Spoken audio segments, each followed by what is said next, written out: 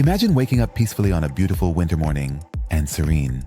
You see that the temperature and weather show -71 degrees Celsius. This temperature is so extremely cold that even just breathing in it can be incredibly painful. Eyelashes and eyebrows can quickly freeze and become easily covered with ice crystals in just a few minutes.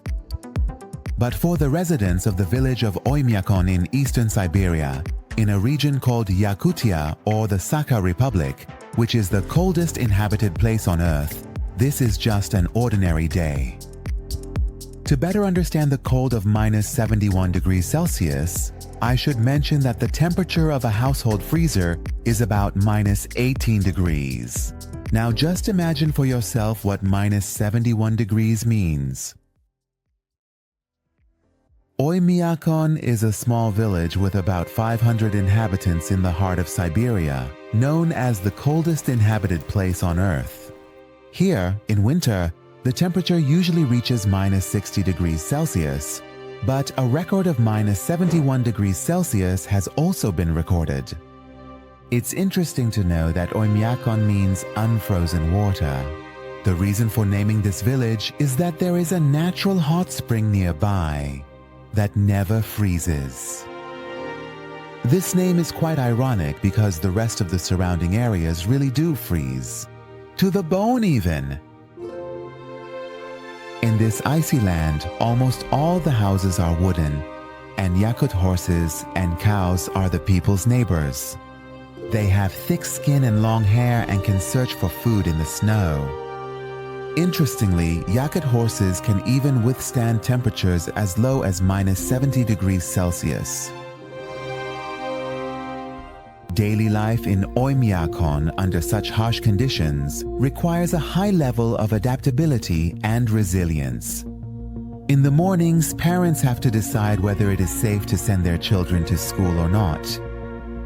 In Oymyakon, if the temperature is above -55 degrees, schools are open and children have to go to school. Now compare it with our own childhood.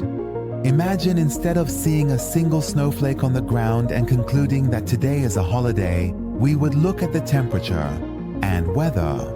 Then we would say, oh great, the temperature is -54 degrees. Today school is closed. But then our mom would come forward with a wool sweater and tell us, no dear, there's still one more degree to go until it's a holiday. Hurry up and get ready. Joking aside, this is really part of the reality of life in Oymyakon. Elementary school in Oymyakon lasts 4 years, and then education up to university takes 11 years.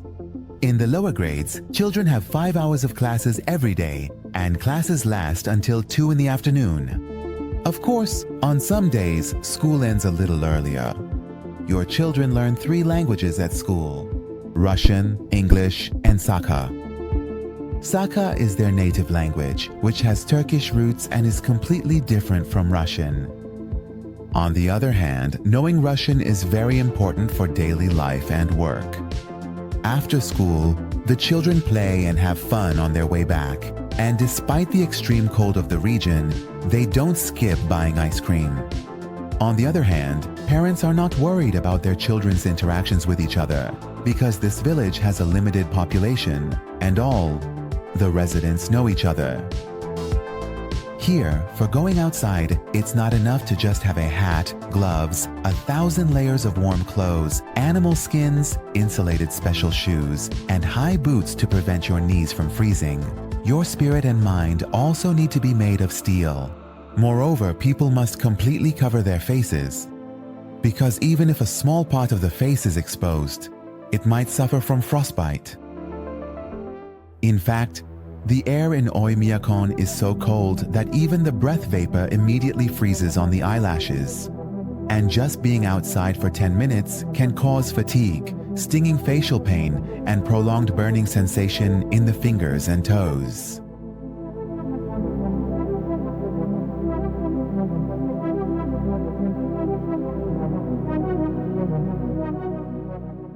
But other things that are considered a big challenge in the daily life of the people of Oymyakon are, for example, that cars must remain running at all times because if they are turned off, they might not start again. even burying the dead is not done easily, because the ground is so hard that they first have to light a fire to soften the ground before they can dig a grave. On the other hand, in Oymyakon, to keep their homes warm, people use wood-burning stoves. The wood must be prepared and stored in advance because staying outside in these temperatures can be dangerous at any moment. Each family burns more than 60 cubic meters of firewood in the winter. Additionally, to keep the house warm, they fill all the gaps with cotton or even snow. Yet the cold still finds a way to enter the house. However, one of the major challenges in Oymyakon is providing drinking water. Here, it's like a desert area where water is as precious as gold. Water is very valuable. However, due to the freezing of pipes, the water supply systems do not work. Moreover, there are no indoor bathroom facilities here, and using the toilet must be done very quickly outside. Additionally, there are no water purification facilities either. Therefore, people break the ice from the rivers and bring the ice chunks home to melt and use as water. This usually starts in mid-November because at that time the weather is more suitable for harvesting ice from the river. Now, a question. What do the people of Oymyakon mostly eat? The diet of the locals here includes high-calorie and energy-rich foods, which are essential for their bodies during the cold winters. They mostly eat foods like meat and fish, because agriculture is almost impossible in these conditions. In fact, fish and frozen meat are consumed raw, cooked, or fried. And of course, horse meat is also one of their favorite foods. For dessert or breakfast, they usually make dairy products like fatty pancakes and cream. Because in these harsh weather conditions, it's almost impossible to grow fruits and vegetables. Now, the other question is what the people of Oymyakon mostly do. Most of the men in the village engage in livestock farming, hunting, or crafts-related work, such as making traditional Yakut knives. For centuries, knives have played an important role in the life and culture of the Yakut people. Yakut knives are also famous worldwide for their strength and beauty. The blades of the knives are usually made from local ironstone, and their handles are made from birchwood, which is very durable. Sometimes parents teach this craft to their children, and in fact, the making of traditional crafts is an art that is passed down from generation to generation. However, another daily task for the people of Oymyakon is chopping firewood. The people here have learned that daily work is essential for survival in such cold. On the other hand, fishing and hunting are also the next activities for the people here. People start fishing with their rods and nets.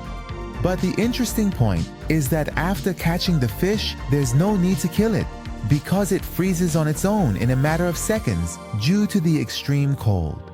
Children usually love spending time in nature with their fathers, and together they fish, hunt, and work hard to survive in this frozen yet beautiful land.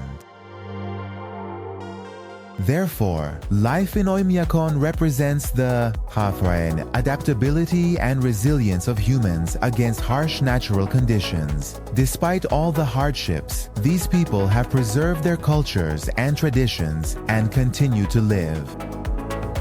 Now, a question. Do you think you could live even one day in such conditions? I would love to read your thoughts in the comments. However,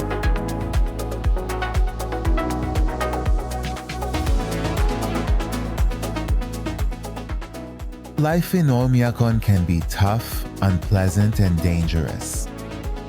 But the story of the people here reminds us how incredibly adaptable humans can be to challenging and harsh conditions, and continue living. They have learned to harmonize with nature and enjoy all of its treasures as well as blessings that surround them. They can always find beauty in this extremely cold climate. For them, there is no such thing as bad weather because they have learned to change their perspective. Therefore, this village is a symbol of resilience and endurance against nature demonstrating that with determination and solidarity, any challenge can be overcome.